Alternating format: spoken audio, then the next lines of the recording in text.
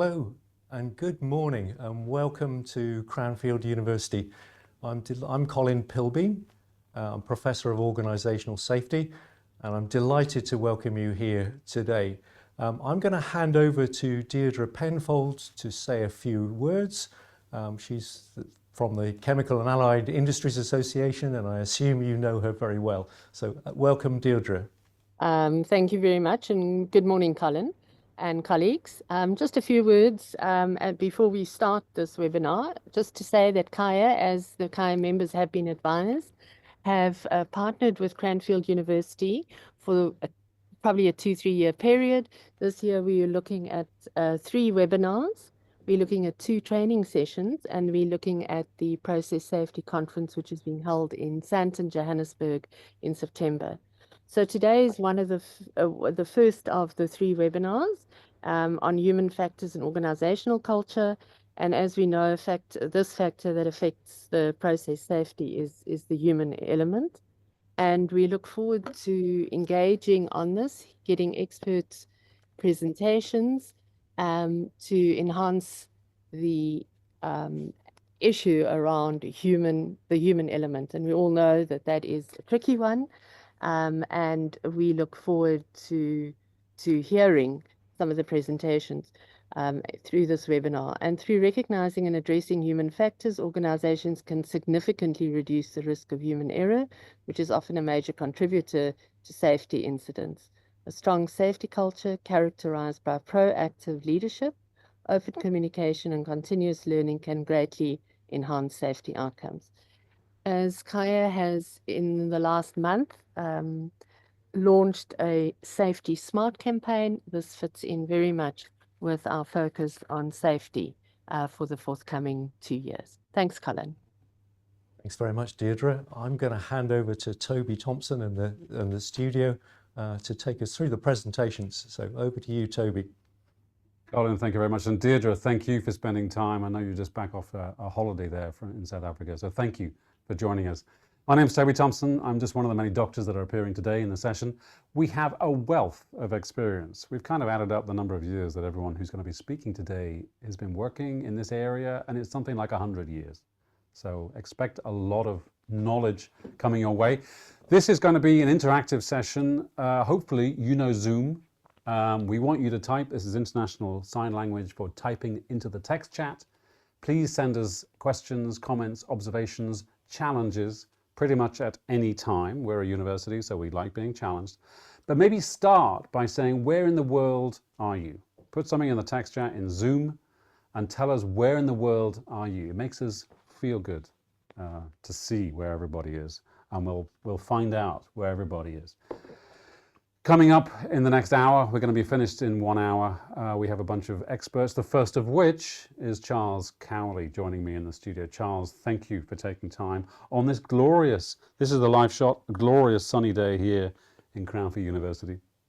Good morning. You are one of the people already with 27 years of experience in Shell. Tell us a bit more about yourself.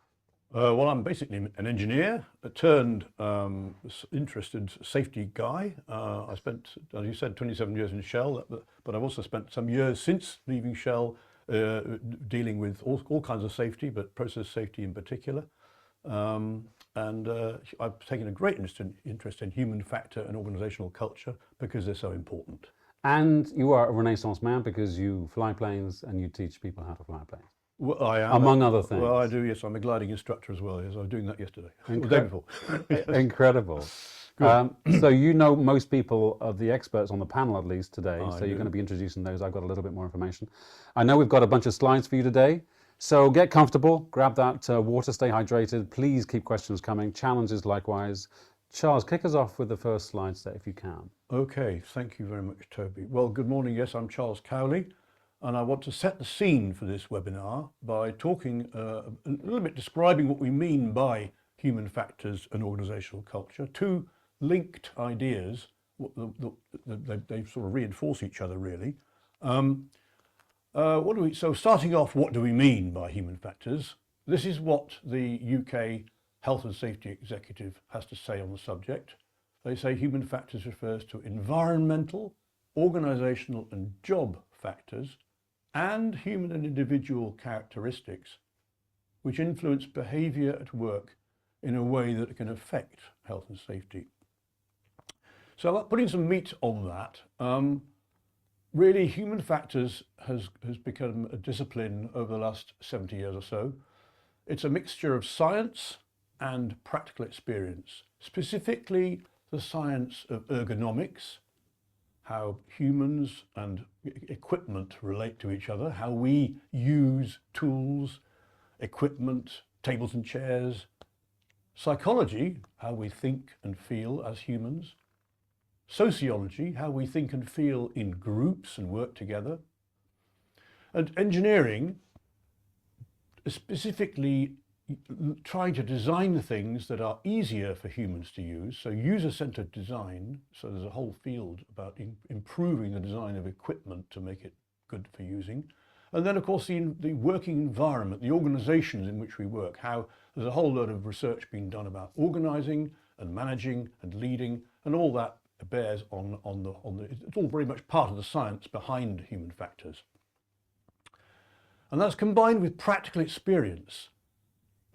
We've learnt a lot over the last 70 years or so about what can go wrong. We learn from what goes wrong in incidents, whether they're real incidents, actual incidents that kill people, or whether they're near incidents, or even better, learning from potential incidents where we see something that's about to go wrong and stop it from going wrong, but we can learn from that too. And we can also learn, we have learned, from normal operations, from what goes well, what goes right. And we know a little bit more about how to embed that learning within organisations now. There's a whole lot of research done and learning about how to do learning. So that's the sort of backbone of human factors, and it's led to the development of some principles and concepts and some tools and techniques for helping to get it right. Here are some of the key principles. To err is human. Well, we're all human and we all make mistakes. That's a fundamental idea that we have to accept. Context drives behaviour. Well, the world we find ourselves in, the things that we notice and the things that we see around us makes us do things in particular ways. And that leads to the next point, that most errors stem from what we call latent conditions. If anybody's been used to driving a Ford car and then they get into a Toyota, you probably have had the experience that you try and indicate that you're going to turn right and the windscreen wipers come on, because it's just a different design of equipment and we haven't adjusted to it. And that's an error. It's not a very serious one, but it's that's the sort of thing we're talking about, where we know that lots of errors come from the conditions in which we're working. So the next point follows from that too. Understanding errors helps prevent them. So if we can learn, as I say, from incidents and from what goes badly and what goes well, then we can help prevent errors in the future. And the fifth point in this list of principles and ideas is that how leaders, how our bosses and so on, all the people who are responsible for looking after us, how they respond to our failure matters a lot. So the tools and techniques that we have at our disposal in the toolbox for helping people work more effectively and safely, here are some of the key ones. Human factors engineering, I mentioned earlier on, the engineering making things designed to be helpful. That's probably the basis of human factors. Making equipment that's easy to use well, easy to use right, without making mistakes, is a fundamentally key idea. And the world of human factors engineering is now developing into a sort of more integrated view of the human part of the system. So the human system integration is a phrase that we find being used more frequently today. So the next thing of operational and technical competence, we know much more nowadays how we can go about developing, assessing and maintaining people's competence, and not just individual competence, but team or organisational competence as well, so that if somebody does have to drop out of the team for any particular time, and then there's somebody else who can stand in for them. So maintaining a team competence as well as maintaining our individual competence is a key idea. Thirdly, we talk about task planning and error management. So before doing a complex task, it's a good idea to walk through and anticipate where the error traps are, where the mistakes might be made, and then we can, if we know what we're looking for, we can anticipate and compensate and reduce the errors in that way. And of course, procedures, written procedures, job procedures, and other job aids like diagrams and photographs of equipment and so on, they're very important and help us or hinder us if they're not very good, as we will see in a minute. And then finally, in this list anyway, non-technical skills has been an area that we've learnt a lot more about in this last 40 or 50 years. What we mean by that is communication. How do people really pass messages to each other and communicate well? How do we make decisions as individuals and as teams? How do we build and share what's going on around us? Situation awareness, that's an important non-technical skill. And of course, teamwork in general and leadership. So that's what we mean really by human factors. I want to pick up on two ideas there. Context drives behaviour, and the idea that most errors stem from latent conditions. I'm going to unpack that a little bit on the next slide. We can identify a number of things that affect how humans perform. We call these performance influencing factors. Of course, starting with, as we've discussed already, the design of the equipment, how user-friendly it is, how complex it is, and so on. So that's a big area of human factors that's very important. The task itself, how complex the task is, how difficult it is to do. When was the last time you did it? Can you remember how to do it? You know, if you're doing something regularly, it's a bit easier to get it right. If you've only done it once in the last year, more tricky. Your own competence as the person and your own aspect as a person. You might be competent, you might be trained, but you might have capability in general to do it, but are you fit today? Have you been up all night with a crying baby, making you very tired? Or have you just sort of had an argument with your partner and making you a bit angry? So, you know, these sort of things really matter for when you're doing safety critical work. The information that we get to help us do our work, the procedures and information that we need, is it clear? Is it available? Can we get hold of it? Is it really the right material? Is it really accurate and up to date? Is it complete, or we're swamped with paper? So these are the important aspects around the information that can influence our performance. And of course, if we're uncomfortably hot or cold, or if we can't see because the lighting's too low, or if it's very, very noisy or something like that, then that will affect our performance too. And finally, factors in the job around us. Do we get on well with our co-workers? Is there stress in the situation? Have we got really too much to do? And how are we managing our fatigue? Are we working lots and lots of days without rest? So these are all areas that we can see where latent conditions might affect our individual and team performance. And of course, they all link together as well. They influence each other.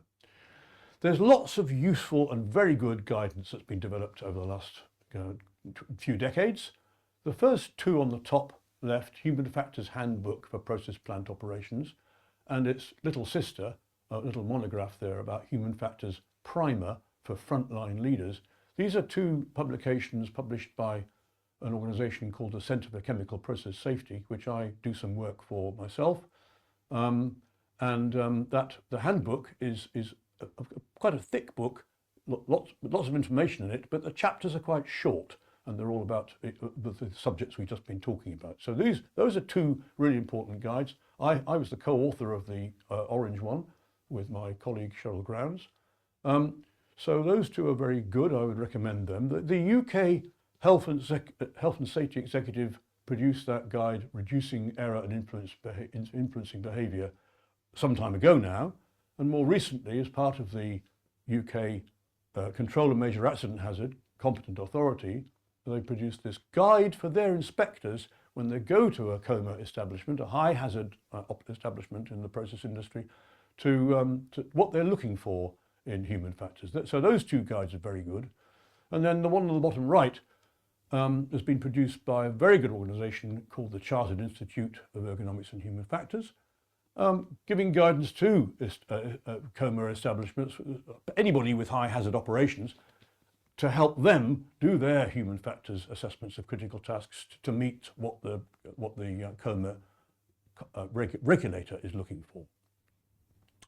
One on the top right is an interesting one, because human factors really emerged during the Second World War as a discipline, when it was noticed that there were lots of aeroplanes crashing into each other because and crashing in various ways, really, because and they were blaming the pilots for this. But of course, there was quite a lot of problems with the instruments and the controls of aircraft, and so a group of engineers and psychologists and pilots got together and tried to redesign cockpits to make them more user-friendly, to help the pilots make fewer mistakes.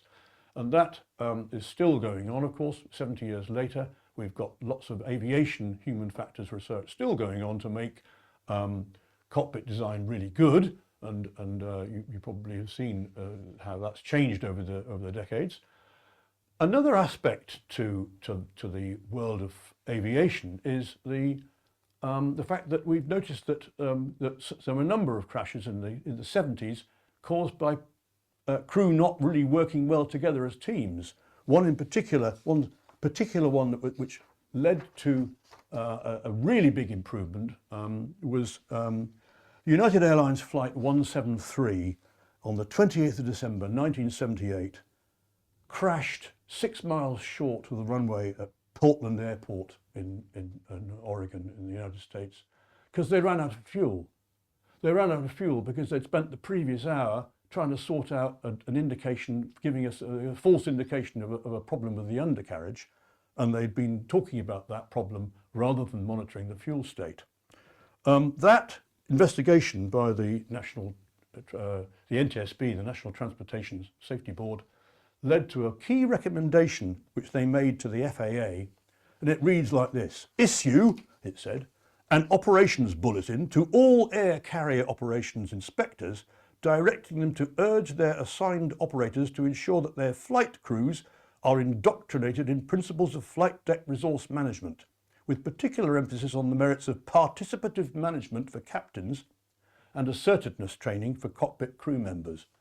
And that spawned a really useful idea called crew resource management, which is all about the non-technical skills that I referred to earlier, about communication, shared situation awareness, decision-making, teamwork, leadership, and so on, which is now part of any airline pilot's absolutely important skills set. And that idea is now transmitting into hospital surgeries and lots of process plant control rooms as well. So teamwork and decision making matters a lot, and communication. I'm putting that on there just because it's a recently updated guide produced by the UK Civil Aviation Authority for flight crew. Has some very good information in it too. But for process plants, the other ones are really probably more relevant, but I thought it was an interesting story to share. So human factors is important, but we must notice here that this is what I've got on the slide there is something called the hierarchy of hazard controls. Human factors is important, but it sits below engineering controls, and so if we can design our way out of to manage the hazard with a piece of equipment that's fail safe or fails in a safe way, or doesn't fail, then that's better than relying on people to follow procedures for safety. And even better, if we can eliminate the hazard in the first place or reduce it in some way, then that's even better. So we have to remember that human factors is only part of the toolkit of managing our hazards. Charles, can I ask a question on behalf Yes. of Terence? Terence, thank you very much indeed for your question. Terence is asking, how do you calculate a failure probability for human error on a process plant?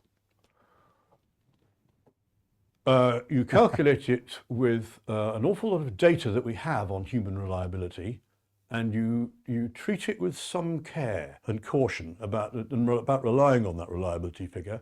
So yes, you can calculate it. There's lots of data available to calculate that. But the better thing to do, well, you can understand that human failure is a thing that you can calculate it. Yes, you can calculate lots of studies on human reliability. But if we can bear that in mind and make the engineering controls stronger, that's a better way of doing it. And you can increase the reliability quite a lot by good design of equipment and all these other aspects of human factors, of course. Yes. Terence, thanks for your question. Come back if you want to. Have any more questions, please send them through on the text chat. Yeah. I'll let you carry on. All right, thank you. And we are running over, but I'm sure the whole point here about is we're all fallible, so we we need to be very sure that we are. So to err is human. So before I finish, I just want to show you a few ideas. There are 3 things we can do about error: cope with them, reduce them, and learn from them. And how leaders respond is very important. So we can call human factors setting up people to perform well. Here is a story where people were set up, unfortunately, to fail. We all know about the BP Texas City refinery explosion 20 years ago last month. The human factors deficiencies in the report on the accident were about these 5 issues. The instrumentation was not working very well, so the poor people who were operating the plant could not see that the plant was overfilling. They were not well trained. The procedures were out of date and ineffective. And halfway through the startup of this plant, a key supervisor had to leave for a family emergency, and so they did not have that supervisor available to help them.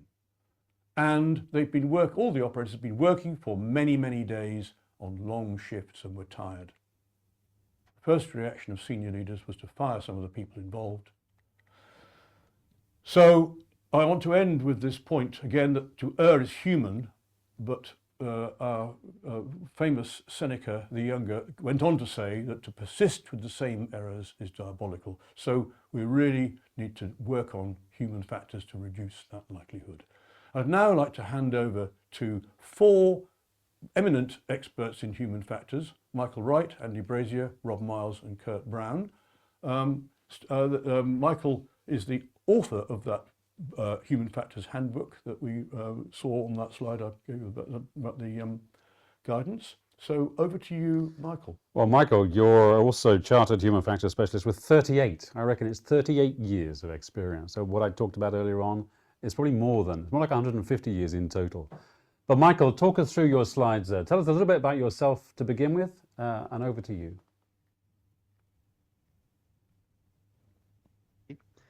Basically, so yes, 38 years experience. And first and importantly, I'm a Chartered Human Factors Specialist, which makes the point that human factors is a profession. I'm chartered with the Chartered Institute of Ergonomics Human Factors, and have worked across many high hazard industries: oil, gas, chemicals, pharmaceuticals, aviation, transport and defence, with a common theme of trying to help prevent major accidents. And today, if you turn to my slides, I'm going to, in the next couple of minutes, just touch upon human system interfaces. If we move to the next slide, please. Again, referring back to the accident Charles just mentioned, the BP Texas City explosion.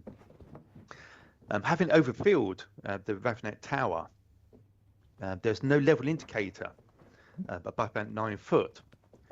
So having overfilled it, they had no indication of the level, but also the interface, and you can see from the screen grab here, complex interfaces, but they didn't have an indication on one screen showing what was going in and out of the tower. So to work out what was going in and out, they had to look at different screens and do some sort of mental mass balance calculation in their head, which of course was impossible. So if they overfilled the tower, they weren't aware it's overfilled, they weren't aware of the level, and they never understood that the tower's overfilled until the accident investigation looked into it. On the right-hand side here, there's a blowout in 2018, killed 5 workers. And the blowout occurred after removing drilling pipes. The pressure from the drilling mud was insufficient to prevent the gas flowing up the well. One contributor was that the drillers had turned off the alarm system. The Chemical Safety Board found the alarm system had it been on, most of the alarms were irrelevant to detect an event. They were to have to make set point changes, change the alarm benchmarks, deactivate alarms, silence alarms, in order to be able to see the ones which were relevant out of the plethora of irrelevant alarms. But there's no guidance on changing set points for the operators. So clearly they had a large number of irrelevant alarms going off a lot of the time, so they just turned off the alarm system. So if you move on to the next slide, please. Common problems with user system interfaces.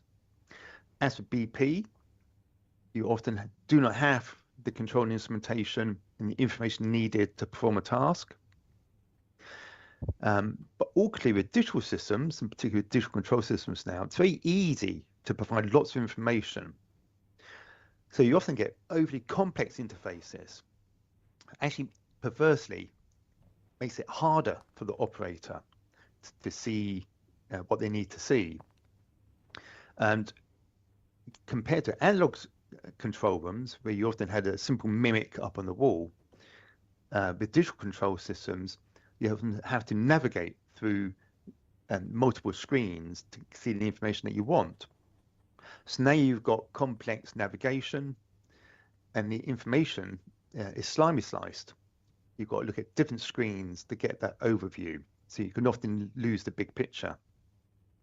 And again, because it's very easy with digital systems to have lots of alarms, you often do. And there have been a number of major accidents where operators have presented not just with hundreds, but sometimes thousands of alarms. So you have alarm overload. You've got seconds or minutes to act, and hundreds of alarms, which is just impossible. And finally there, often the digital representation of the process does not actually match the actual process, or does not match the operator's understanding of the process, which can be confusing. So perversely, with the advance of technology, it can introduce problems for operators. Next slide, please. So there is even more guidance out there. Here you've got the EE MUA Users Guides 201, and if you click again, 191. These cover control room and alarm system design. They are excellent guides, easy, simple, comprehensive. Now, if you click again, you've got International Standards Automation 101, provides guidance on interface design. They've got the Abnormal Situation Management Consortium, got guidance on HMI design principles. And I think the last one is ISO, human-centered design. So in addition to the general guidance that Charles talked about, there is a lot of very good guidance on human factors of interface design. Next slide, please. Here's one screen grab from the ISA. It's simple, uncluttered, easy to navigate. You see there's minimal color, and we only use color to convey meaning. All the information needed for a task is on one screen. You don't have to jump between screens. And the mimic, which is simple, matches the operator's understanding of the process. Thank you. Next slide, please. Good human factors does not happen by chance. and particularly large, complex engineering projects. So what you have here is the IOGP guide on integration of human factors into major engineering projects. And at the outset, you should have a human factors integration plan. At the very outset, when you're thinking about having a new system, supported by having done early human factors analysis, identifies the risks, the opportunities, the issues, helps you scope the human factors work. As you get into concept, you start applying human factor principles. When you get into the design stage, you start doing task analysis, error analysis, applying standards. Detailed design, you're starting to review the design. Commissioning, and if you click again, you're testing it with the users, get user acceptance, and at commissioning, you're making sure there's training procedures for that system. Adopting this approach, systematic approach to integration of human factors, not only helps to minimize the chance of error, but we like to think it also optimizes the usability and the operational productivity of any system that you're developing.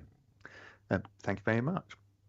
Michael, thank you very much indeed. Gosh, you've given us a flavour. There's so much more that we can find out more. Someone's asked if the recording will be available. It will be available, and you'll be able to contact all the speakers that you see on the screen here with their email addresses. We're going to have Andy Brazier, Dr. Andy Brazier next. Andy, hopefully you're still there. Brilliant. Good to see you. Thanks for joining us early. Andy, before you start, and maybe introduce yourself in a second, there's a follow-on question from Terence from KwaZulu-Natal, Durban. How often should a plant review their operating procedures, and who should be involved in the review? Maybe introduce yourself and then maybe answer that question if you can. Well, that's Andy Brazier. I started out as a chemical engineer, worked in human factors for nearly 30 years now. So normally oil, gas, chemical type sectors that I've worked in. Questions about procedures, which is interesting because I am currently writing with Charles the CCPS book on operating and maintenance procedures. So it's very much a hot topic. How often should you review them? I think it's why you're reviewing them in the first place. What are you trying to do? I think most companies probably claim they review procedures and aren't actually looking at them properly. You should certainly be looking at any evidence. Is that procedure being used, and is it helping the people who it's intended to be helping? So every time the procedure is used, it should be reviewed. You should have maybe a 2-3 year cycle. But I'd query what that's really achieving. So actually a bit more dynamic. Understand if it's a task you don't do very often, you want to review the procedure just before you do the task. It's part of the preparation for that infrequent task. So I would say the set review every 3 years is a pretty pointless activity most of the time. Andy, thank you so much for answering that. Sorry to land you with Terence's question. Terence, you're on fire this morning. Keep those questions coming. Anyone wants a question or comment or a challenge, please put it into the text chat. Andy, over to you. Yeah, so I mean, it's very related. Critical tasks is what I'm going to talk about, and I think it's a good one because when you enter in the world of human factors, it can all seem a bit intangible, a bit wishy-washy. Well, at least tasks is something we all know about, and it gives you something quite tangible that you can have a go at. Now, in this case, a critical task is something that people do. That if they made mistakes, and people do make mistakes, but it's those tasks, those errors where a major accident could occur. And also bearing in mind, it could be an error whilst doing a task to fix or maintain or even just test a safety device. So it's not just causing an accident at the time, but it might mean that a safety device that you're going to rely on doesn't work because someone's made a mistake while they were installing it, maintaining it, testing it. Next slide, please. So people do a lot of things at our facilities, some of which can be identified as tasks. Not everything that a human does is necessarily a task. There's a lot of sort of open-ended monitoring type activities that Michael's touched upon. We're talking about tasks that are done by people, not automated tasks. So just to be clear, and a task has a very defined start and end point and things with steps in between, and typically something happens. The state of the system is different between the start point and the end point. And this is important because when we can identify tasks of that nature, we have techniques that we can use to start to look at the human factors, issues associated with them. But first of all, what are these tasks? So you've got to start somewhere, and I suggest you take a plant or facility and you just start writing down, well, what tasks are performed. You could refer to your procedures. Normally that's not a complete view of the world, and sometimes you're better just starting from scratch again. So if I look at this, okay, it's a very simplified system that I'm showing, but straight away from an operator's point of view, I can see that there's tasks to be performed will be taking a delivery of a material from a tanker. That's task number one. We've got a process there that will have to be started up. Now it might be a startup after maintenance, but also it might be starting up after a trip. So one task, but maybe two variations there. Similarly, we're going to have to shut down that plant from time to time. Maybe for maintenance, we're going to shut down the whole system, maybe drain it. That's a separate task. We can see we've got duty standby pumps and filters. So the operator is going to have to change over those duty standby systems from time to time. More tasks to add to our list. And we can see alarms. So the operator is going to have to respond to alarms from time to time. From a maintenance perspective, there's more tasks to add. So we can see the filter will have to be cleaned from time to time. The pump will have to be serviced. The safety valve will have to be calibrated. The trip system will be tested on some sort of regular basis. So I say, well, this is good about tasks. It's quite a tangible thing. It's quite good for engineers like me. We understand these things quite well. Some of the other human factors, things that crop up, can be a bit more complicated.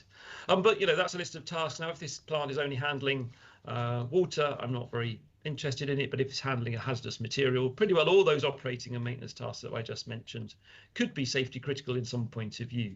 And so it's important that we have some way of identifying, well, could human errors occur, and could they result in those major accidents that we're most worried about?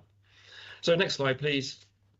So the UK regulator, the Health and Safety Executive, has developed what they call the Human Factors Roadmap, which is a neat summary of what you can do with safety critical tasks if you want to understand more about them. So we start at the bottom of that red cell there, which says major accident hazards. So that leads us to focus on the areas where we've got the biggest hazard. We identify the tasks, so identify the safety critical tasks, which I've just talked about. We do a task analysis then. So that's about, well, how is the task actually performed? How should it be performed? So you might go to your procedure and think, well, that's going to tell you. I'm afraid it probably doesn't. It won't necessarily cover every situation. The reality is that procedures are not always very precise, not very accurate, not up to date.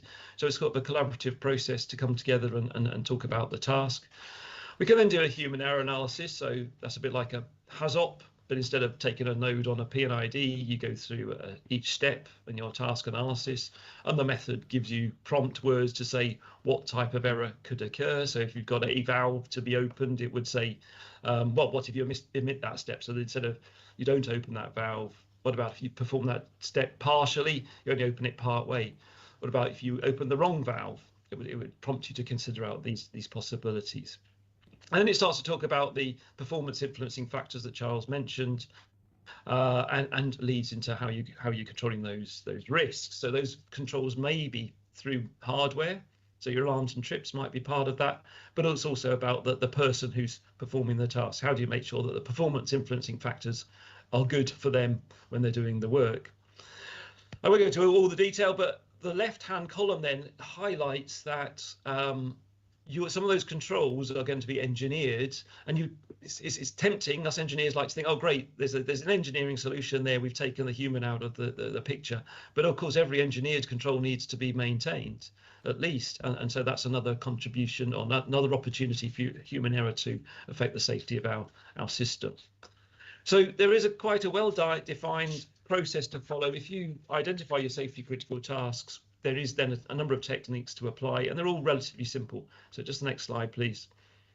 And in similar vein, there's the good news is also, if you're going down this journey now, there are guidance documents. These are all freely available from the HSE, from the Chartered Institute, and from the Energy Institute. You could go to any of those documents, and combined, they'll give you a good good starting points. These things you could pick up and start to have a go yourself. I've also put some resources on my website if you want to download those. So just final slide.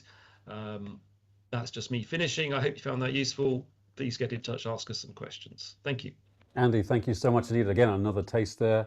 With the recording, you'll be able to see the contact details and get in touch with Andy. Andy, there is a question. This is from Avinash up in Springs. And Avinash is saying, should we not review the operating procedures every time there's a change in the SOP or change in the operating conditions? You would agree, right? Oh yeah, well, management of change, yes. I'm kind of taking that as a given. Yeah, we've got to be open to all types of change though. So yeah, if there's a change in process, plant, operating conditions, it depends what type of procedure we're talking about. So there's lots of different types of procedure, but it is something, it's often the sign off on our MOC to say, has all the documentation been updated, and it gets signed off, and then we'll find procedures. There might be the obvious one. If changed a pump, the pump startup procedure might be changed, but we might find that other aspects of that pump operation are mentioned in other procedures that do get missed as part of the MOC process. So yeah, it is very much part of a management of change. And equally, anytime we change a procedure for whatever reason, we should go through a formal process to make sure that those changes are actually improving things and not introducing problems themselves. Andy, thanks a lot. And Avinash, if you want to come back on that, please get in touch. Put something in the text chat. We're going to have a Q&A at the end, but let's get through a few more speakers if we can. So Andy, thank you. Let's welcome Robert Miles next on our list of amazing speakers. Rob, good to see you. Thanks for joining us. Hopefully you're off mute. You started out as an aircraft engineer. You're an aircraft engineer deep down, right? I did apprenticeship as an aircraft engineer, but went on to become a chartered engineer and industrial psychologist. Wow. So I joined the HSE in '91 after Piper Alpha and was part of the team setting up the permissioning regime, the safety cases, then going on to assess the cases and inspect and investigate incidents, always as part of a multidisciplinary team and always focusing on the human element. I still go out on rigs. I'll be out on one in a month's time. And my approach is very much human element within a human machine system. Just for background, I chaired the Energy Institute Human Factors Committee for a while, contributed to the CCPS Bowtie book, API RP75, Safety Management Systems, and contributed to the UK response to the Deepwater Horizon. So I've done an awful lot of reading and investigating of incidents. And Rob, if that wasn't enough, you occasionally lecture at Cranfield University as well. I do actually, yes. Amazing. I do occasionally. What don't you do? Let's crack on with the slides because we've got a limited amount of time. Yeah. Right, give me a slide. That's me. Now, I'm going to keep this very simple, and this is the fruit of a lot of experience. I now look at any industry like this as a human machine system. There are human elements, there are equipment elements, and they have to work together. Often we focus a lot of processes which we're comfortable with within the safety management system, assurance, audit, reliability, continuous improvement on the equipment, particularly performance standards, and then there's a gaping hole when you get to the human part of that system, and too often that's the bit that goes wrong.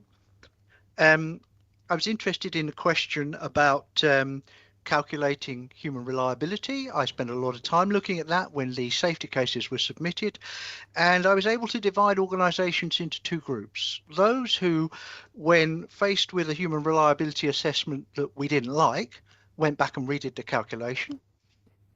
They were unsafe organisations. And those that went back and looked at the system and said, okay, we're going to make this better. And they put their resources into that. We have a fantastic example, 2nd of February, very tragic. The Solong collided with the Stena Immaculate off the UK. The loss is 1 life and $100 to $300 million. Preliminary report, neither vessel had a manned bridge. Now, legal requirements, fancy radar, programming for the radar, probably a very detailed reliability assessment of the interfaces and the operator competence and training, but the operators weren't there. And because that's so common, I now advise anybody calculating human reliability to set it at 100%. because on the day the accident happens, the guy won't be where he should be. He'll have been called away, downmanned, busy, something else is going wrong. So you've got to have a reliable human element within that system. And I'm afraid too often the person is an afterthought, and that's when things go wrong. I was interested in the question about when should you review a procedure. My advice is always after any unplanned event, and just a local workshop discussion, a wash-up meeting, it didn't go to plan. Let's have a huddle. What's happened? Right. Was the procedure good or bad? And if you're doing that all the time, you've got a continuous improvement plan, and you will get better, and it will become increasingly more difficult to have unplanned events. If you're waiting and then making a formal review, you're probably some way behind the curve most of the time you're operating. So you've got to be looking at procedures all the time. Did it deliver what it was supposed to do? No? Well, now's an opportunity to have a quick look and find out why. If I look at that anti-collision system, and it's no different with process monitoring, I take a bow tie, defenses, Swiss cheese type approach. Every defense is a piece of equipment and a person, and they both have to work on the day. And the equipment tends to work, and quite often the person is simply not there or not trained or doesn't actually know that they're part of that defense. Next slide. I've just got a few lines down here, but I put this website up. It's the Human Performance in Oil and Gas. This is a website hosted in the UK for anybody not familiar with it. It provides a lot of resources, but it's the direction of travel for a lot of the UK industry, which is that we're looking to optimize the combined performance of the people and the equipment. So you're on a human machine system, you are trying to get them to work together, you should be assuring the performance standard of the equipment, and your approach to the people should be the same. The competence matches the task, it's reliable, they're there, they're awake, and too often they're not awake because there's not been a proper thought of provision of staff at the time you need them, and the shift work system's there to do that, so it's a safety management system. So my approach is kind of ruthlessly human element in a human technical system, and that's the line I take when I'm auditing. So I think that's probably good enough. It's a simple, clear message, I hope. Rob, thank you very much indeed. There is a question for you, so pin your ears back. This is from Domingos in Mozambique. How can we relate the management of change of a company's structures, HR, let's say, to human factors and incidents that we see in the industry? What do you think? Management of change is implicated in many major disasters. So the first thing is the questioner's right to ask about it. It definitely goes wrong. Change is normally portrayed as an improvement, and one of the improvements is often claimed to be safety. And I use the word claimed. So when you're going through this process, you should be writing out why we're safe now and why we'll be safe after the change. And every one of the defenses that's in at the beginning of the change needs to be there at the end. And interestingly, they've got to be there through the change, and often they don't. Things go missing. So I ask an organization to write because statements. This change will make it safer because. And I want to track those becauses through the change process. And I can tell you, if you start with we're safe because we have these 5 things with human factors in, and there's 4 after the change, it's not going to work. Rob, thank you very much indeed. And Domingos, if you want to come back, put something in the text chat. Otherwise, get in touch with Rob directly. We're on to our last speaker now, after which we'll have a Q&A more generally. Kurt, prove to me that you're there. It's great to see you. Are you AI generated, Kurt, or are you real? I am real today. Whee, fantastic. And you're coming from Houston, I understand it. Yep. Tell us a bit about yourself. It's early in the morning here. Very early in the morning. Well, thank you very much. My name is Kurt. I am a Human Performance Advisor for BP, and I work in the Houston office. And I have, like my colleagues, over 30 years of experience, both in academia and industry. And this morning, I'd like to ask this question of the group. Is safety culture a cause or an effect? Next slide, please. Since the concept of safety culture was introduced in the mid-1980s, it has been identified as a contributing factor to a variety of industrial and aerospace accidents. In the 1980s, we see it in the reports about Chernobyl and Piper Alpha. You've already heard about the BP Texas City disaster in 2005. In the mid-teens, we have the LaPorte chemical plant toxic chemical release, and in the 20s, you have the Pemex refinery hydrogen sulfide release, both which resulted in fatalities. If you look on Amazon, you'll notice that safety culture is the topic of over 700 books, and in the research space, it's referenced in thousands of titles. But despite this mountain of content, a definition of the concept remains rather elusive. Next slide.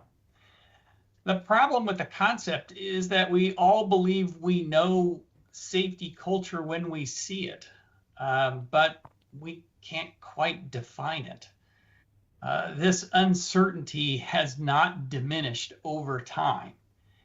In 2010, Guldenman said, safety culture has become a term used by people all around the globe to explain everything relating to safety failures that cannot be explained in another way.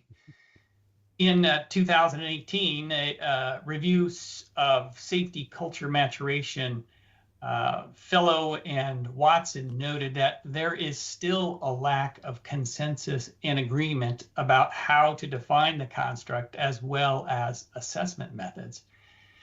And as late as 2021, Tiffany Bisbee and her colleagues stated that the notion of safety culture is elusive. It's an enigma that has plagued the literature with debate since its formal introduction after the 1986 Chernobyl disaster. Suffice it to say, it's hard to use something we have difficulty defining to accomplish something so critical like safety. Next slide. This challenge in our understanding stems in part from its origins in accident investigations, where safety culture is often portrayed as a cause alongside other contributing factors. There's a certain intuitive appeal to the idea that an organization's norms and attitudes, values, and assumptions played a role in the accident. Viewed this way, though, organizations often focus on these qualities to change their safety outcomes. But what if this perspective is incomplete? What if safety culture is an effect? And if it's an effect, then what cause is needed to change it? Next slide. Recently, researchers have suggested that safety culture is shaped by the qualities organizations build, something they call enabling factors. Viewed this way, factors such as a leader's safety commitment, safety knowledge, and an individual's commitment to safety themselves shapes the culture. Think of it this way, a nation's culture is shaped by what the people in that country do. In the workplace, this suggests that we shape culture by the actions we take to advance safety. Next slide. Researchers further suggest that an organization's safety culture is manifested through its enacting behaviors, such as communications and information exchange, teamwork and collaboration, incident reporting and investigations, fair rewarding and punishing. These enacting behaviors in turn influence safety outcomes, which themselves influence the culture. Next slide. Focusing on the causes of safety culture has a distinct advantage. we know how to define, build, and measure all the enabling factors and enacting behaviors. Advancing these in your organization will create the safety culture you want, while avoiding the messiness of trying to avoid measuring the safety culture itself. If you're hoping to advance your safety culture, ask yourself, is safety culture a cause or is it an effect of the systems you have in place that promote it? I hope all of you take an opportunity to ask that question, because I believe focusing on the factors that create culture are far more valuable than focusing on the culture itself. Wow, that's profound. Kurt, you got us thinking now. Cause or effect? Hopefully you're thinking about that. Thank you so much, Kurt, for bringing us to a close, the last of the speakers. We now have a few minutes, only a few more minutes, for a panel discussion. And I'm just going to go back to KwaZulu-Natal for Terence's question. Terence, thanks again. I'm not sure who's going to answer this one, so I'll put it out. How does a site determine the layers of protection that are needed for a process to mitigate human error? I'm going to start with you, Charles. Well, that's a good question. Well, I think I go back to what Rob was talking about, bow ties. I think the bow tie concept is very helpful. We put barriers in place between what will cause the hazard to be released and the release of the hazard. And each of those barriers or layer of protection has its human part, as Rob was saying, along with its hardware part, perhaps. I think that's a way of thinking about it, which I think is helpful. So understanding the nature of each barrier that we think we've got, and understanding how the human factors surrounding the system are affecting that is a way to think about it to help improve things, I think. Charles, Rob, you kicked us off. Rob, yeah, what do you think, Rob? I was just going to say, from experience, if you're faced with that job, do it on the site. Don't do it in a head office. Yes. It's a task that works when you walk the site, desktop exercises, nothing fancy. That's when you learn what's really going on. Too often it's done in a head office, and it bears no relation to what's going on. Right. Michael, can you add to that? Head office or site? Say some more, Michael. I think certainly, I think the importance of looking at it on site is you need to verify that the barriers are reliable. You can have confidence in them. And looking at them on site can reveal instances where people might feel they need to work around, defeat or isolate these barriers. So that site input is vital. But I think in addition, there are some sort of general principles that if you've got potential for major accidents, there should be at least one, if not two, engineered layers of protection between any potential human error and that outcome. So you can apply principles such as that. And if you apply safety critical task analysis, you can identify safety critical tasks and then systematically check, have you got one or more layers of engineered protection against error? Because I think it's what we've said, it is human to err. Okay. So even with the best human factors, you still need to provide one or two layers of protection against it. Thank you. Brilliant. Charles, you want to add something? Well, I was just thinking about Kurt's talk about safety culture and the role that behaviours has in shaping the safety culture, and interested to think about how human factors contribute, the human factors aspects we've been talking about contribute to the safety culture as indeed enablers or causes of the culture. So I just wondered if Kurt had something to say about that too. Kurt, over to you. Sure. Oftentimes we think about systems and technology independent of the operator. I think we've heard that message today. The reality is, in our world, humans play the primary role as decision makers and executors of tasks. While we would like to think that systems are significantly automated and should operate on their own, the reality is we are actively involved in the design, procurement, installation, operation, maintenance of all facilities, and to ignore how humans affect the performance of the system overall is to ignore your left arm, because the reality is we cannot operate these systems without people who are trained, managed, supervised, encouraged to behave in the ways that maximize performance, reliability, but also achieve our safety goals. Kurt, thank you. A very resounding finish there. We have run out of time. I want to thank Michael. Thank you very much for joining us. Andy, likewise, Rob and Kurt for joining us. And Deirdre, of course. Colin, I'm not sure if you wanted to say a few words at the very end. I know you are lurking in the background there, but it'd be nice to hear a few more words from you, Colin, if you can. Thank you. Thank you, everybody, for a really interesting set of presentations. We hope that you've enjoyed it online and you will have access to the recording.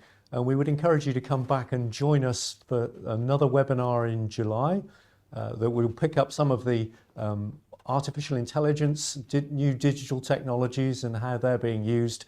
And we can perhaps pick up some of the discussions around human factors in that. And then another webinar on sustainability in the autumn, as well as the training sessions that Charles and I will be putting in place in June. So we would encourage you to come back to those. We enjoy working with you and hopefully we will learn together over the coming months. Thanks very much. Colin, thank you very much indeed. We've run out of time. The producer today was Colin Pilbeam. The studio managers were Chris Ripley and Marco Gomez. My name is Toby Thompson. Thank you for watching.